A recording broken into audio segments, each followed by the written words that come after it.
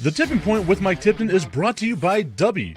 What is Dubby? Dubby is a clean energy drink that is made to give you focus with no crash, jitters, or angst like those other energy drinks have. They also have no maltodextrin fillers and don't use artificial dyes. Dubby contains vitamins, amino acids, a nootropic, and 150 milligrams of caffeine.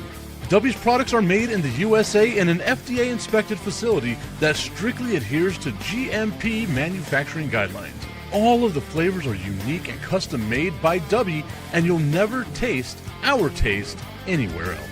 The best part about it is they're affordable. Dubby's drinks come out to about $1 per drink, much cheaper than Starbucks or any of those canned energy drinks. To learn more, visit w.gg.com/discount/MRTipton33 and place your order today. Use promo code MrTipton33 and save today. Dubby Energy, be better. What's going on, everybody? I want to tell you about my new friends over at Cleverman. Visit them online at becleverman.com. What they gave me was the energizing face and beard scrub along with the Cleverman face scrubber. And trust me when I say this, the energizing face and beard scrub smells amazing. Combining it with the face scrubber, making sure that your boy was looking as good and sexy as possible, opened up a whole different sensation in my face that I haven't ever felt before. I felt so clean, so fresh, and so clean, like Outcast said, and it helped me feel like I was ready for my day. Make sure you visit them online at becleverman.com and follow them on Instagram at clevermannyc. The link is up in my bio if you want to check out all the amazing products they have. Visit them online, becleverman.com.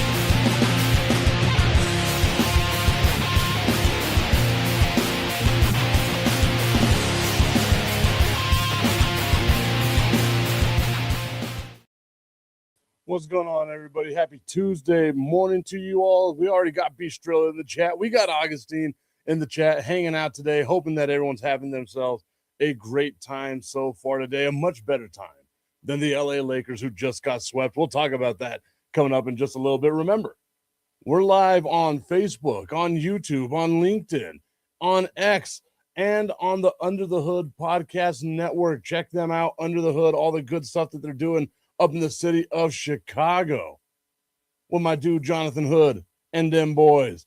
Augustine saying, and I'm in a meeting during this. I mean, what better way to spend your workday, the early part of your workday, than hanging out with us, than hanging out here talking a bunch of nonsense about stuff that doesn't necessarily matter at the end of the day. I've got, for the first time in, I guess, 3 weeks or so, maybe 4, a day off. Like, I don't even know what to do with myself. I've got no clue, like what to do today. There's going to be so many activities. I can just go out and get like hammered ass drunk day drinking today. It's Tuesday. I got to look at like what all the drink specials and all that stuff are. Chances are I'm probably just going to do yard work at my house because I'm an old man, geriatric even. And I do need to rearrange my office. So maybe that's what's going to happen today. All the fun, exciting stuff that we're going to be doing today. Strilla saying, do it. The world is my oyster, Strilla. I was going to go in, but the meeting that I was going to go in for got canceled. So now I'm like, I got one more meeting to do at 10:30 today in 2.5 hours. I can just do that virtually. It's going to be a fun time. Augustine saying, here's my take on the Lakers. The mystique that the Lakers had in the 80s and 90s is gone. The last dominant Lakers teams ended with Kobe. I think you could say that the mystique with the Lakers and all that lasted at least until Kobe retired, right? So we'll say up to 2015-ish, right? Because even then, like with Kobe, you kind of knew, or you didn't kind of know, you felt like they had a shot. This whole time outside of the 2020 bubble season with LeBron James and the LA Lakers hasn't really felt like they've been an actual contender. Strill saying, F the Lakers. F them in their effing A's. But yeah, like this, and it goes back to something that I had mentioned a little bit earlier. I guess it was last week whenever I was talking with Brandon the Iceman Cohen on Fire and Ice on Saturday. No Fire and Ice this Saturday. Brandon is out of town going to his brother's wedding. Congratulations to Brandon's brother in Milwaukee getting married. Our friend, former Chicago Bull, guest of the show, friend of Tip, Bill Winnington, is going to be at Brandon the Iceman Cohen's wedding. Or Brandon the Iceman Cohen's brother's wedding. Man, that was a bit to get to. I was saying, but some of the teammates that Kobe had did not have the mystique. The Celtics front office tries to keep that Celtics way. I would argue with that, man. Like whenever you look at the some of the people that the Lakers had, right? Like with Powell. Like that Lakers team with it when it was Kobe and it was Powell, like it was just like that was a team that had a lot of mystique. That was a team that had a lot of aura, right? Like you knew that was going to be a championship contending team. Maybe towards the end of Kobe's career, where it was a bunch of nobodies like Lonzo Ball and stuff like that, you kind of felt like, oh, okay, they've lost the plot a little bit. But the fact of the matter still stands that the Lakers, up until very recently, were a team that you can look at and say, maybe they're going to be a contending type team. The Lakers with a superstar player, you can always say was going to be a contending type team. You never truly felt that way outside of the 2020 bubble season. And remember, had it not been for COVID, had it not been for, the league taking, 4 months off, the Lakers wouldn't have even made the playoffs. They were that bad at that point in time. They had to get into the bubble. They had to get their get right. They would have been bounced. And not only were they not doing good at that point in time, LeBron James had suffered a calf injury. He was going to miss extended periods of time. COVID happens, bails out the Lakers. The Lakers win their championship in the bubble. You got to put the asterisk next to it, as I know a ton of people will do. But to me, it's like the whole time that LeBron has been there, it hasn't been where you've thought to yourself, the Lakers are going to be one of the best teams in the NBA. The Lakers finishing with the 4th seed in the West felt like they overachieved. And then you saw the way that they just got bounced by Oklahoma City. Like, it wasn't even fun to watch. Like, I watched part of the game. I watched like the first half and was like, I didn't enjoy it because you knew that the Lakers weren't going to really put up much of a fight. Like, yes, they only lost by 5 this time, but it just felt like the Lakers didn't have the guns that they needed to go up against a team. And we're not used to the Lakers being a team that we talk about constantly being outmanned. Augustine in the comment section saying, a friend of Tip, that sounds awful, but your mouth is watering. When Jeremy Lin is a star on your team, I mean, that was the Knicks, right? Like, that was more the Knicks. Like, the Lakers got a washed version of Jeremy Lin. There are 2 teams that need to always matter in the NBA. It's the Celtics and the Lakers. You say that, and I guess I tend to agree basketball is better to me whenever you have 3 teams that are relevant. That's Boston, New York, and LA Lakers. But there was a long time of irrelevancy for the Boston Celtics. Like, let's not forget that those, 90s Celtics teams into the mid-2000s were bad. Flatly, just bad. And then the Celtics were bad after, 2010? Until very recently, too. So there have been prolonged streaks of the Celtics not being a good team in the NBA. Granted, maybe there were some windows there where the Lakers weren't great, right? The 90s, you could say the Lakers weren't great, but, that's whenever you get Kobe, that's whenever you get Shaq, and you get into the 2000 season, dominated the 2000s, right? They won 4 championships in the 2000s. Nothing in the 2010s, but you still had Kobe there leading the way as like the main guy. There has been much more irrelevancy out of Boston than there has in LA in much recent times. And maybe we're on that downside for the LA Lakers. And I think that's the Lakers are proving to us that you cannot have a owner who only owns one thing, right? The Buss family only owns the LA Lakers. They only make their money off the LA Lakers. They made some money off of, leasing out the Staples Center or whatever the hell it's called, crypto.com now, I guess is what it is. But their home arena, they made some money by leasing that out to the Clippers. The Clippers built the Intuit Dome now, and they don't have to worry about doing any of the stuff and paying the Lakers. So the Lakers lost that bit of revenue stream. Every other ownership in all of sports has some sort of ownership in something else that gives them more money to be able to deal with some stuff. The LA Lakers ownership was just them. Thus the reason why they had to sell. Now you have new ownership that just wants to make money off of the brand of the LA Lakers, which is going to be a money-making machine, but it's just not one of those teams that you look at right now that can financially be stable. And a lot of it is because of the bad decisions they made to get LeBron James, to placate to LeBron James. He's been there for 7 years, got you 1 title. Awesome. You got a title. But at what cost? You traded away a ton of assets. You traded away a ton of draft picks. Let's not forget, the Lakers don't have a traditional first-round draft pick until 2029. They basically went from 2020 to 2029 without a first-round draft pick that they didn't have to trade in to get. Think about how wild that is, how hard that hurts your team to go basically a decade without having your own first-round draft pick. That's where you've seen these issues with the Lakers. Like, yeah, sure, the Austin Reeves thing is fine. You got Luka, but how long is Luka going to be there, and how much can you trust Luka whenever he is there? You have a 9,000-year-old LeBron James. What are you expecting this team to be? They're just not good. Augustine, going back to the comment section, Augustine saying Ric Flair calls you out your superstar. That is true. That's one. It's like, but old dudes are always going to call out old, like, other dudes, right? Like, oh, I would have played.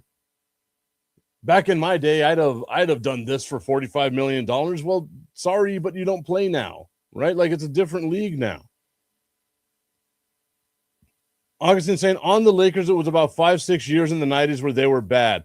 Bird and co. retiring, and then Lewis's death. This is talking about the Celtics, right when he was going to be the face of the franchise. And it goes on to say, excuse me, the Celtics.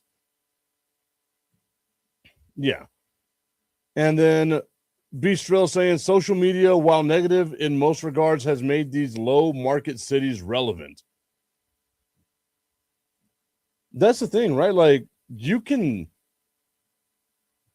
still be a global superstar in San Antonio, right? Which, again, a lot of people don't realize this. San Antonio is a top 10 largest city in the United States, but media market-wise is cannibalized by Dallas, Austin, and Houston being within a general 3-hour vicinity, right?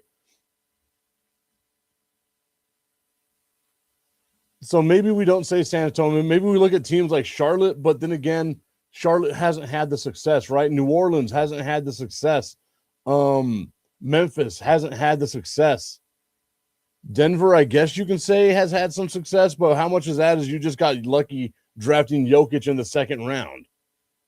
Milwaukee, you can say, yeah, there was some success there. Not to the peak of where you want it to be, but there was some success there. Cleveland, whenever LeBron was there, was extremely relevant, kind of relevant now. Tying up the series with the Pistons yesterday, that was a great game by Donovan Mitchell. Holy shit. But I mean, I do see what you're saying, Strilla, that yes, you can have social media and you can still be a huge superstar, but a lot of these markets, like you can benefit, right? Like Luca being in Dallas juxtaposed to LA, it's not like Dallas is that much smaller than LA as far as media markets go, right? Well, LA's 2 and Dallas is 5. So it's not like it's a huge issue or a huge separation. Augustine saying that more teams are going to be added to the mix. The talent pool is dwindled. I don't know if you could say that. I feel like that had to have been a conversation that happened back in like the 70s and 80s as well. Whenever we were getting, new teams in the NBA, it's like, oh my God, how dare we? The talent level will always rise, right? Like, especially now, it is going to be interesting to see what happens with like the supplemental drafts and NBA expansion drafts and things like that. Whenever we get the team in Seattle, whenever we get the team in Vegas, I'm super interested in looking at that. Tommy chiming in saying, Luka and the Lakers get bounced, swept by the Oklahoma City Thunder. I've got to see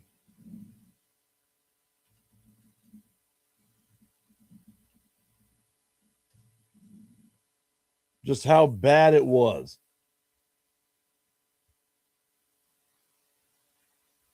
So 18, 23, and 5. Going to the calculator to do some quick math here because I don't want to ruin my brain this early in the morning. 18, 23, 5 divided by 4. They lost by an average of 16 points per game.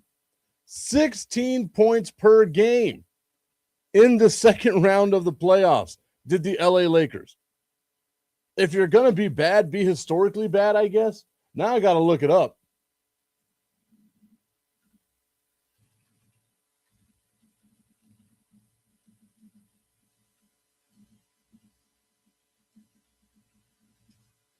What the largest average margin of victory in the playoffs is?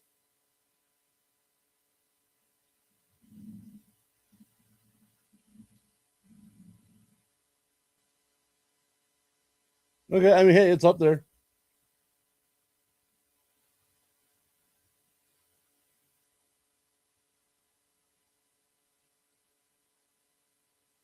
In a single series, the Knicks hold the highest margin of victory. That happened this year against the Philadelphia 76ers at 22.25 points per game. They outscored the 76ers by 22.5 points per game. I guess 22.25 points per game. Going over to Stat Muse. Ooh, look at that.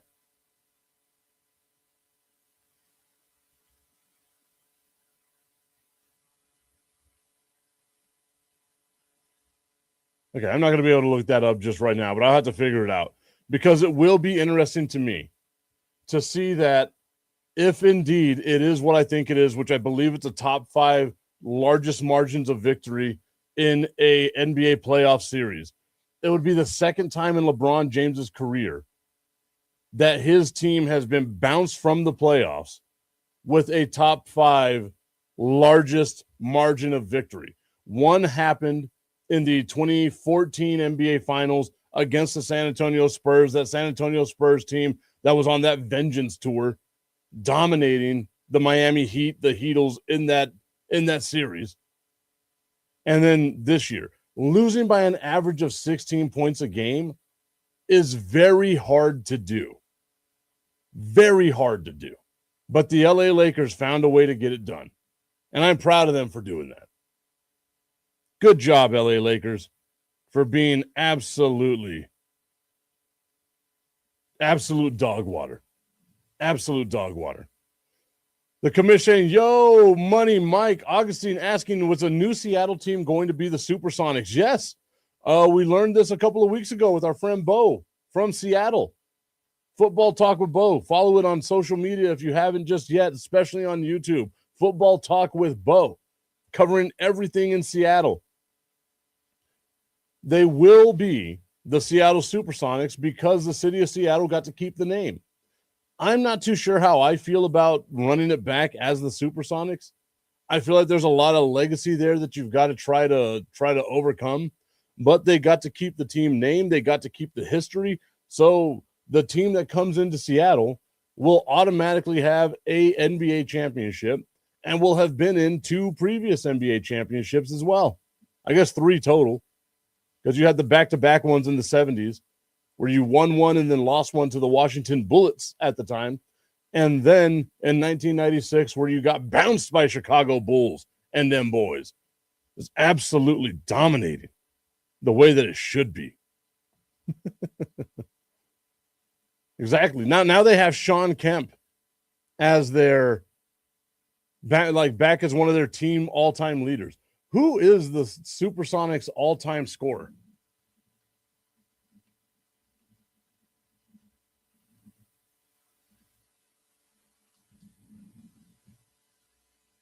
And go to this. They have it as okay. There we go. That fixed it. Yeah, and of course Gary Payton.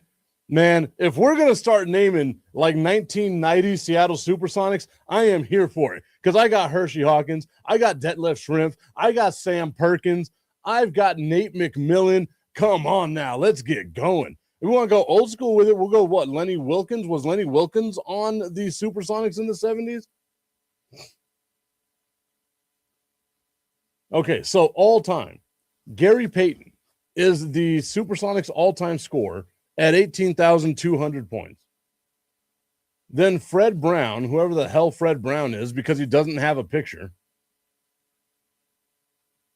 he had to have played in the 70s because they don't have any stats for him for steals or blocks.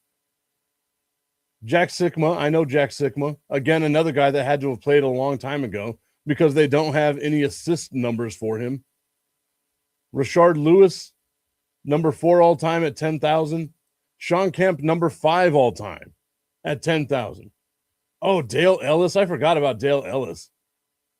I know they got Ray Allen on there. I don't mention Ray Allen. Don't look at him as a lifelong Supersonic.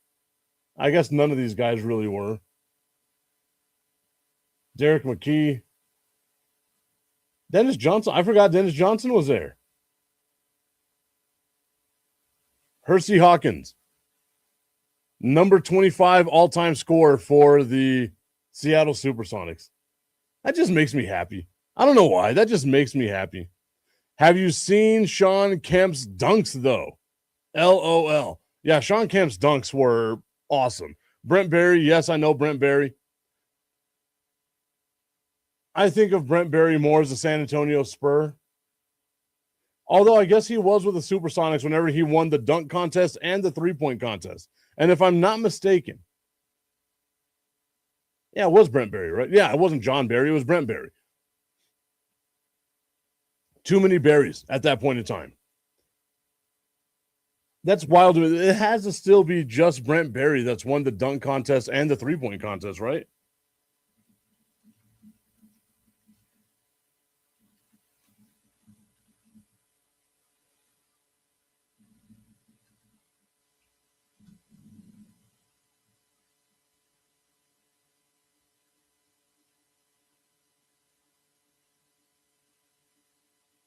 Okay, that's just absolutely a lie. Because it says no one won it.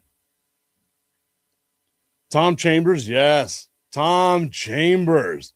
If we want to hear some cool names from before, Tom Chambers. People don't realize this. Tom Chambers was an absolute problem in the 80s. If Tom Chambers played today, he's already, I believe he's a Hall of Famer, right? But he would be just undeniable how damn good he was. If you watch old highlights from the 80s and you see the way that Tom Chambers was dominating dudes, it is awesome. I'm going to say Barry won the dunk contest in 1996. Yeah, he had a dunk from the free throw line, but I could have swore he also won the three-point contest. And what I'm looking at right now shows me that never happened.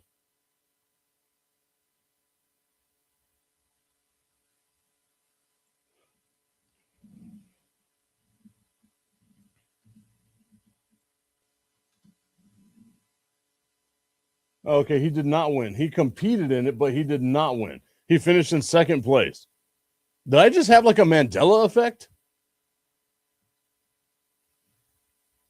Is that what happened to me? Augustine saying is you were dreaming. Maybe it's just the beautiful, luscious hair that Brent Berry had flowing all over the place. Yeah, don't worry, his jumpsuit. That's right. He did that dunk from the free throw line in a jumpsuit. Again, a wild choice. Just wild choice with the clothing options we had back in the 80s and 90s. I saw like pictures of dudes. Like if you look at LeBron James's draft night, right? Or I think the best one is Carmelo Anthony's suit.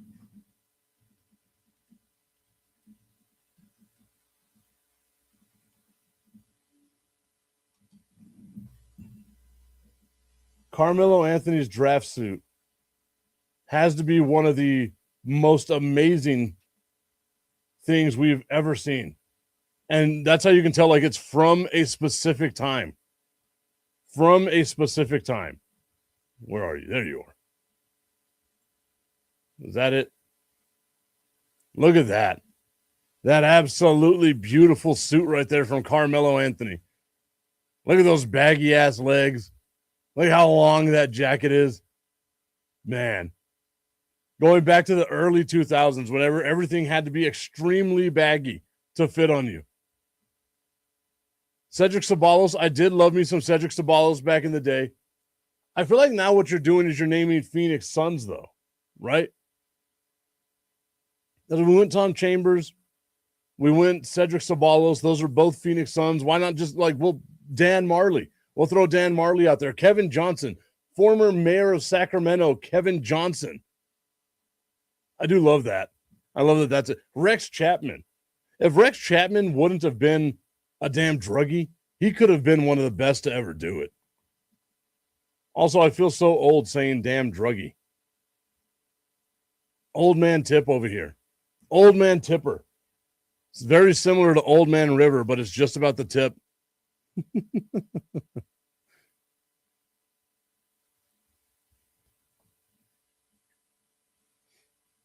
Blake Griffin dunking over Ikea in the 2011 All-Star game. See, I have a love-hate with that because, yeah, it was a cool dunk. But he jumped over the hood of the car, right? If I'm not mistaken, Mac McClung went over the top of the car. Mac McClung, like his dunk contests that he had, were great. That's all old boy could do was just dunk. Like you became an NBA player just to compete in the dunk contest. Strill saying that's facts. The cricket commission reminded me of those damn reefer addicts. I think Rex Chapman was much more than just reefer, right? Like Rex Chapman was a bunch of other stuff, wasn't it? At least that's what I remember. Maybe I'm wrong. Maybe I'm just some dude. Maybe I'm super judgmental, and I shouldn't be. Maybe I should stop being such a jerk, but I can't be. It's hard for me to not be a jerk. It's just in my nature. I'm not going to look up what was Rex Chapman addicted to. I should. I feel like it would be fun to watch, but I'm not going to look that up at this exact moment.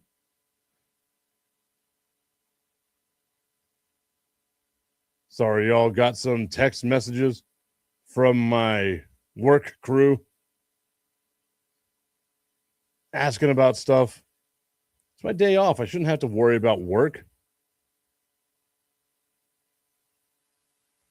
There we go.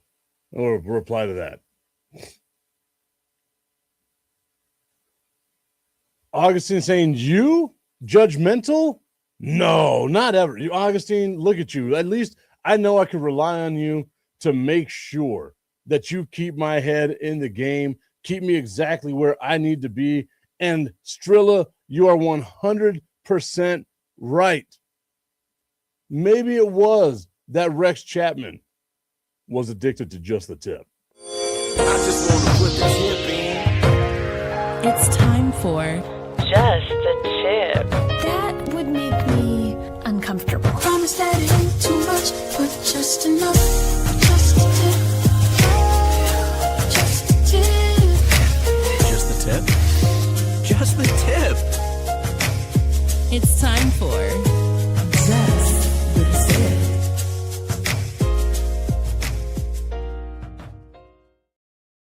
Just the Tip is brought to you by our friends over at www.myhappynuts.com. Guys, summer's right around the corner. It's getting hot. It's getting muggy. I know you don't want to feel uncomfortable, and quite frankly, I don't want you to feel uncomfortable. I want you to feel the best that you possibly can, and the only way that you can do that is by going over to www.myhappynuts.com. Get that comfort cream, slather it all over your hands, rub it on your boys. I know you're going to like the way that feels. Rub it on your boys and make sure you're good to go. Maybe you're gross and you don't wash your hands after things, and you're worried about, I don't want my hands to smell like Happy Nuts comfort cream, which smells absolutely amazing, by the way. But I can understand if you don't want your hands to feel and smell like you just rubbed them all over your nuts. First off, take a shower, you gross ass. Secondly, they have the comfort powder. Pull back them 4X undies, pull them out here as far as you can, sprinkle it in just a little bit, and now you've got comfort all day long. www.myhappynuts.com. Use promo code Mike Tipton at checkout. Save on all your male grooming needs. I introduced myhappynuts.com to somebody yesterday, and I can only hope and pray that they make their nuts as happy as my nuts. Augustin said they can't push a button. It wasn't them. It was some of my employees. And with my employees, I make sure I answer their questions as much as I possibly can. The commission saying, if your nuts aren't happy, they're happy. MyHappyNuts.com should contract Anthony Edwards. LOL. No, he needs to be contracted out by like a vasectomy company. If we know anybody that's just handing out vasectomies, Anthony Edwards is your guy. Go find him.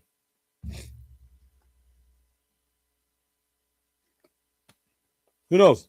At the right price, maybe I'll get one.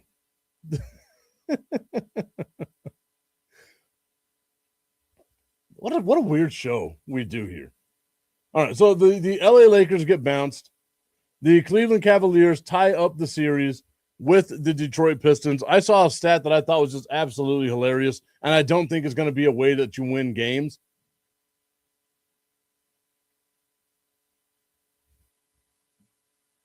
The Cleveland Cavaliers are 6-0 at home, but they're 0-5 on the road. Right now, you're not the guy, or you're not the team with the home court advantage. So you have to find a way to win a game on the road. And the Detroit Pistons just haven't been able to do, or not the Detroit Pistons, the Cleveland Cavaliers just haven't been able to do that. So if I'm the Pistons, I don't even worry about losing the next game in Cleveland. Just win at home. You've got 2 more games at home. All you got to do is win 2 games. Let them win game 6. Let them think they're going to do something game 6. Make it to game 7, and boom, you've got it going on right there. And then it's going to come the issue of that we always get whenever you get into playoff series that go long versus the one that doesn't go long, the rest versus rust. Because you have the New York Knicks, who just deposed of the Philadelphia 76ers, just got rid of them unceremoniously. Again, making me wonder what the hell people are watching sometimes, because you get all those conversations on ESPN like, are the Knicks built to beat the 76ers? They're built to beat the Celtics, but maybe the 76ers can give them a problem. The Knicks set a record beating the 76ers by an average of 22.25 points per game. Yes, they were built well enough to beat the 76ers. Shirley, how you feeling about your team? Because I feel like that right there should be something to kind of lift your spirits, right? Knowing that Cleveland does not win playoff games on the road. You got 2 more playoff games at home if you're the Detroit Pistons. So you should feel good about yourself. And then going on to say, plus, the Knicks have to go to Detroit. That's 100% correct. Detroit, the number 1 seed in the East. So New York is going to be on the road. Should Detroit win this series, which I'm fully expecting them to be able to win this series. Cleveland again. It's a good story. I feel like they're missing something. Maybe LeBron goes back. Maybe that's what they got to do. We did hear yesterday after the game was over, LeBron does not know what he's going to do with his future. You're 42 years old. You've got nothing to prove. You will never catch that ghost named Michael Jordan. I don't see a reason why LeBron James should continue playing basketball, but I know it's so hard for these competitive freaks to just let go of. It's all he's known the majority of his life is just playing basketball. And I don't think LeBron has the personality to be like a commentator. I don't think LeBron has the personality to be like on the table on the dais for like pregame shows and stuff like that. But then again, I guess no one would have thought that about Shaq. But you know Shaq has personality. The Knicks also got blasted by the Pistons in all 3 games they played this year in the regular season. Kind of like what OKC did to the Lakers in the regular season. The commissioner saying LeBron said he wants to play games with his grandkids. I think LeBron just wants to like all he's doing right now is just padding the stats, right? That's what it feels like. You've already got the all-time score. You're going to be, top 5 all-time assists. I believe he's top 10 all-time rebounds.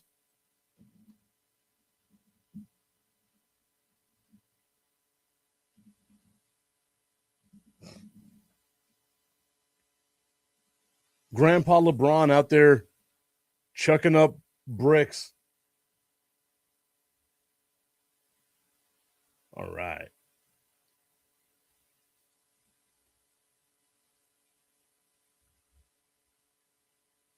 LeBron James does lead in all scoring categories.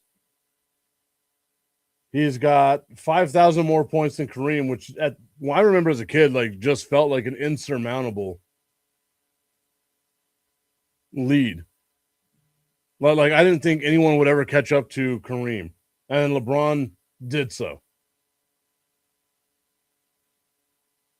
Oh, that's playoffs. I don't want playoffs. I want career. Give me career. There we go. Let's see where he is. All-time assists for the career. Number 4, LeBron James. All-time rebounds for the career. Wow. I don't know. I thought he would rank higher on here. But you did have some rebounding giants back then. LeBron James, number 23 all-time rebounds. You look at the amount of games LeBron James has played and compare that to like Bob Pettit, who's well ahead of LeBron James in the all-time rebounds list here. LeBron James has damn near tripled the amount of games that Bob Pettit played, that Wes Unseld played. And that's where we got to give a lot of love to like Wilt Chamberlain and Bill Russell. Bill Russell played less than 1,000 games and is second all-time in the most rebounds with 21,620. LeBron James has played 1,622 games and is a full 10,000 rebounds behind Bill Russell. And Bill Russell's in second place. The same thing with Wilt Chamberlain. Wilt Chamberlain played 1,045 games. Again, 600 less games than LeBron James. And has 11,000 more rebounds. That is insane. That is insane.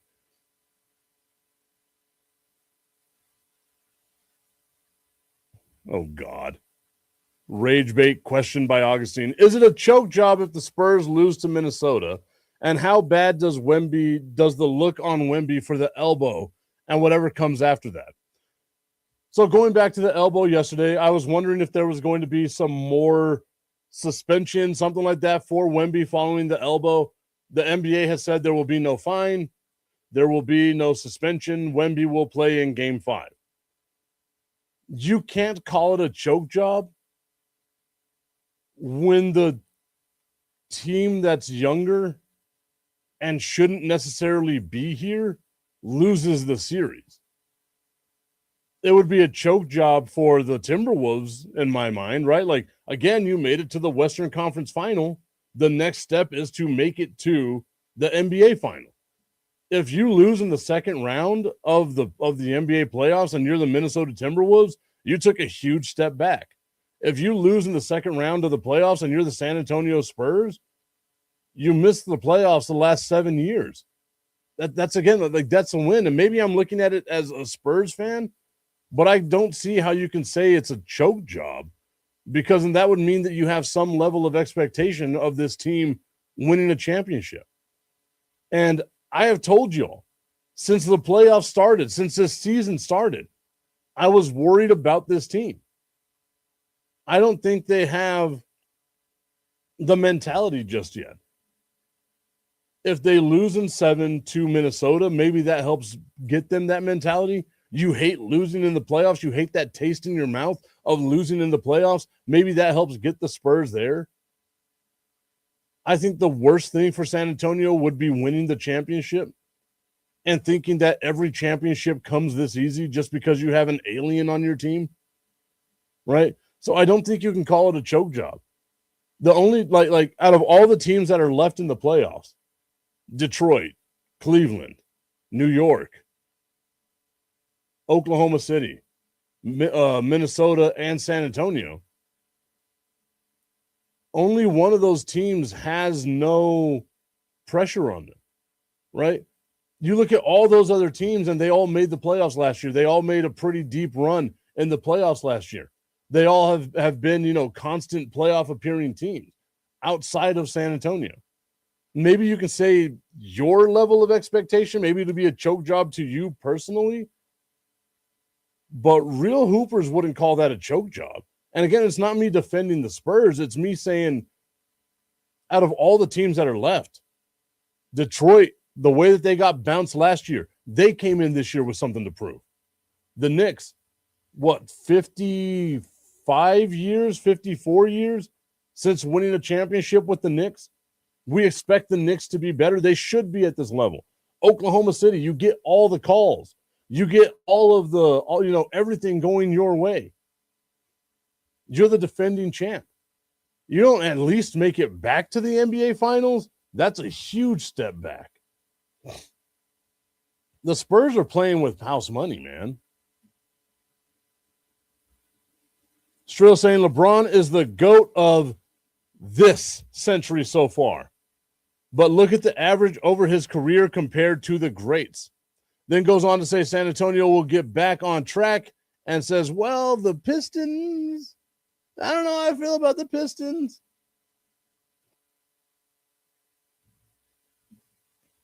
I don't know, man. Like, I don't see how you can call it a choke job by San Antonio. For all intents and purposes, no one thought that they would be this good this year. No one thought that they'd be the second. Like, I even said it too. I thought they'd be a playoff contending team. I thought they'd be like a 7th seed or an 8th seed. I didn't think they'd be a 2 seed. Not this year, not this fast, because of how young they are. They are ahead of schedule as far as I'm concerned right now. And whenever you have a team that's ahead of schedule, I don't like in any sport, we would never call that a choke job. We'd call that the learning process, right? Now, let's say they lose in this series this year, and then they get swept in round 1 next year. Yeah, that's a choke job. That's 100% a choke job. You got to at least make it back to where you were for me to say it wasn't a choke job. If you've exceeded expectations, there's no way that you can say it's a choke job.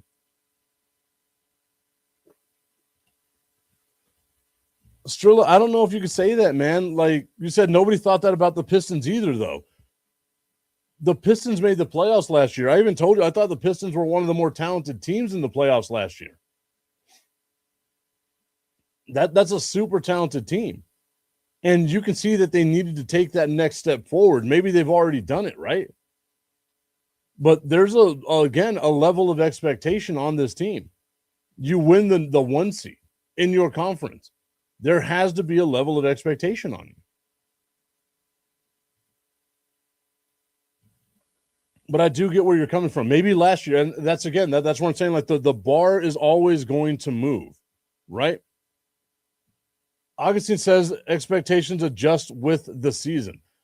I agree that expectations adjust with the season, but I believe that they don't adjust mid-season, right? Like if you have a team that goes on,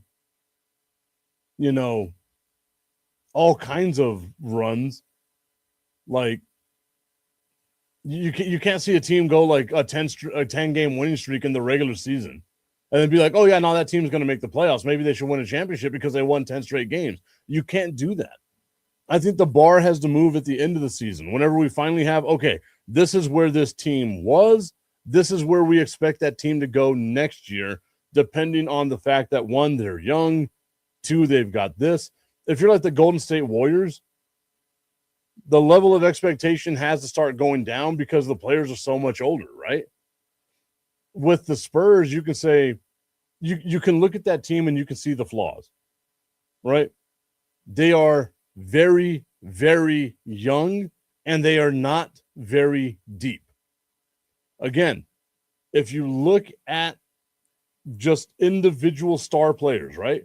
Wembanyama is easily number one. Then from 2 to 6 is all Minnesota Timberwolves players. Because you can put Anthony Edwards as a number 2. Julius Randle at a number 3. Naz Reid at number 4. Rudy Gobert at number 5. McDaniel at number 6. And then you start coming up with the question of, okay, maybe at number 6 is Castle better than McDaniel? But just knowing that you can hands down say, number 1 on the court is Wembanyama. And then from 2 down are all Minnesota Timberwolves players, again, shows you the gap into between what the two teams have. And it's not because the Spurs don't have talent. It's because they're so young, you don't know where they are just yet. You know that you can rely on Julius Randle to get you a bucket when it's time. You know that you can rely on Naz Reid, who's showing out as one of the best players in the NBA. You know Rudy Gobert can step up defensively. You know that Anthony Edwards can take over a game anytime that he wants. Outside of Wembanyama, is there a player on the Spurs that you have that much confidence in? And as a guy that watched almost every game this season, I can tell you there's not one. Without Wembanyama on the court in late game situations, they are a completely different team. And we saw that happen in game 4. Wemby is the cheat code, right? Like Wemby makes everybody on that side of the court better and then makes the other team second guess a lot of shots. There's no way that you can tell me that the Minnesota Timberwolves would have penetrated the paint as much as they did in the late fourth quarter if Wembanyama was there. And again, it's all ifs and stuff like that, but you can still see some stuff. Strail saying not winning the conference, however, yeah. When the Spurs beat OKC in the regular season and have a great record and have been playing good basketball plus have Wemby, come on.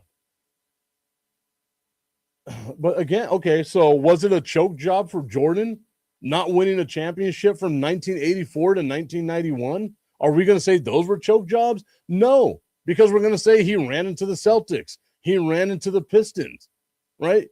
Like you can look at Oklahoma City right now and you know that's a generational team.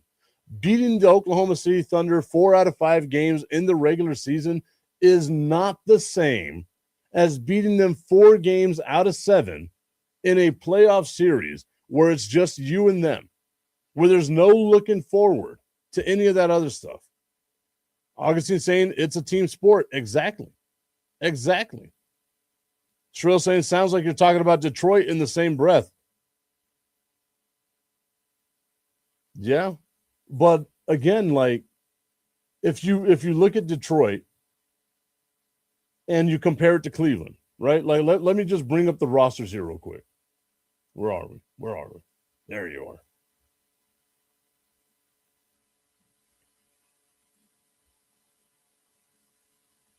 You know that Detroit has, to me, who I think is the best player on the court in Cade Cunningham. Then number 2, you can look at Cleveland and say Donovan Mitchell is number 2. Evan Mobley might be the third best player on the court, right? But I think that you can start, comparing things a little bit here. Maybe Jalen Duren, whenever Jalen Duren is right. That would be your guy. So you only go like 2, like there's 2 positions on Cleveland that you can say are better than Detroit, right? Cade Cunningham, to me, the best player on the court. Maybe you can say Donovan Mitchell. Maybe you flip them around. It doesn't necessarily matter. Those 2 are the best players on the court. Evan Mobley, without a shadow of a doubt, the third best player on the court. At 4 becomes a question mark. And I can make a case that it could be Jalen Duren. Hell, with the run he's been on, it's probably Tobias Harris. And then you can put Jalen Duren at 5. So now 3 out of the top 5 players on the court are Detroit Pistons. You cannot make that argument with the San Antonio Spurs at all. And that's probably going to be the case if San Antonio moves on and faces the Oklahoma City Thunder, right? It will be Wemby is number 1, maybe 1A. You got to switch him with Shai Gilgeous-Alexander. Those are the 2 best players on the court, hands down. You can move them around however you want to move them, but those are the 2 best players on the court, hands down. Chet, Stephon Castle, you're putting Chet above Stephon Castle. Jalen Green. Why do I feel like I got that name wrong? Jalen Williams? Yeah, it's Jalen Williams, right?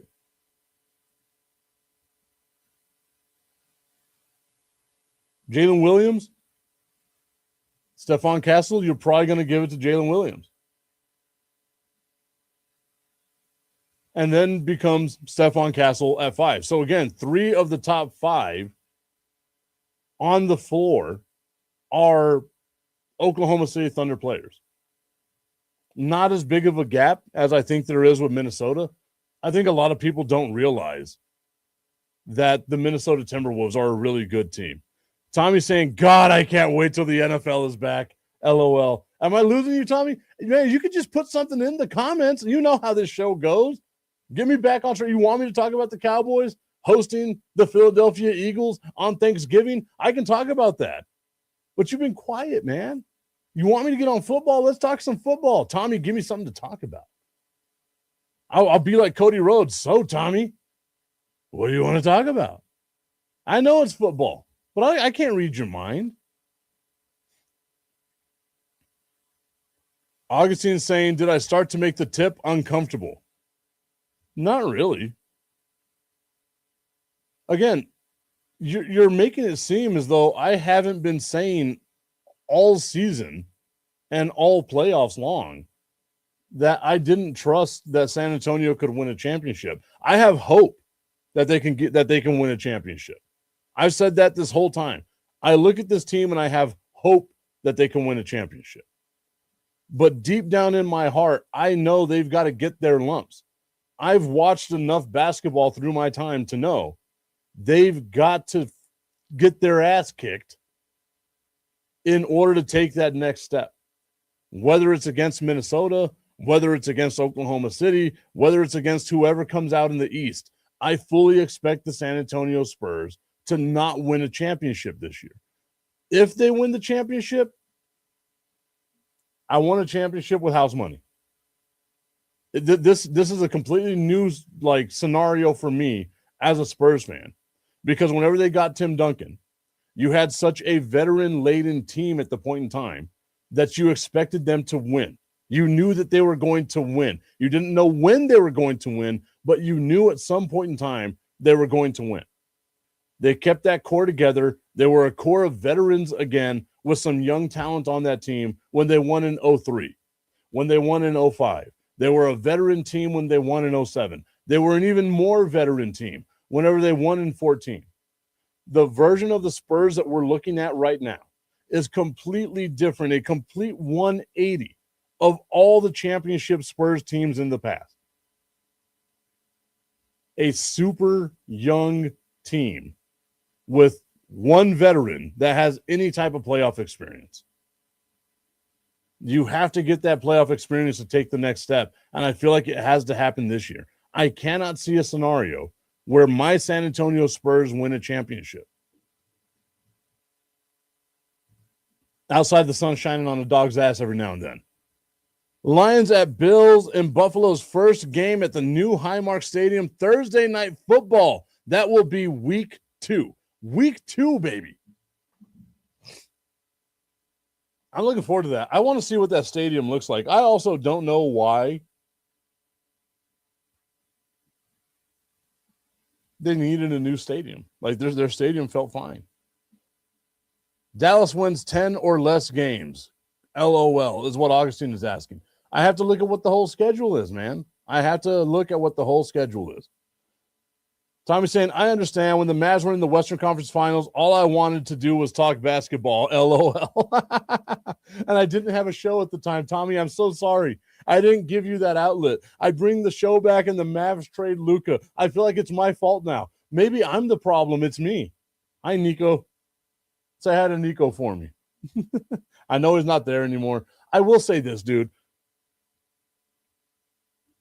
The guy that the Mavs brought in, Asai Ujiri, like as their new GM, is going to be good. Give it some time, give it some patience, because they did make some pretty dumb trades previously. He'll build you guys a championship contender because it's exactly what he did in Toronto. Like even during that run, where like Toronto was a constant playoff team, you felt like they had a chance, whether it was DeRozan and all them.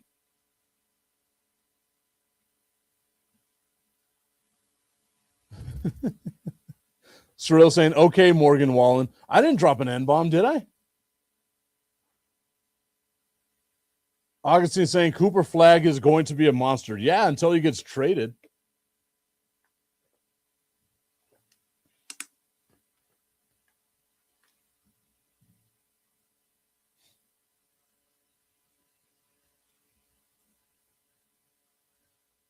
As soon as the Spurs are out, I could care less who wins, says Tommy. As anybody but the Spurs, right? ABS. Anyone but Spurs is what I feel like Tommy is going with right now. That hurts, man. And I thought we were friends. I thought, you know what? It's okay. I understand. We have our mutual connection with the Dallas Cowboys. Outside of that, I feel like we're juxtaposed to everything. You like Oklahoma, though, right? My mom's from Oklahoma, so we got that bridge. That's the bridge that brings us together is football. Augustine asked the question about the Dallas Cowboys. How many wins? Like I said, I've got to check out the schedule, man. Once the schedule drops, once we have the whole schedule, then we can come up with it. We got to see where things are placed. Then I think we'll be all right. All right, everybody.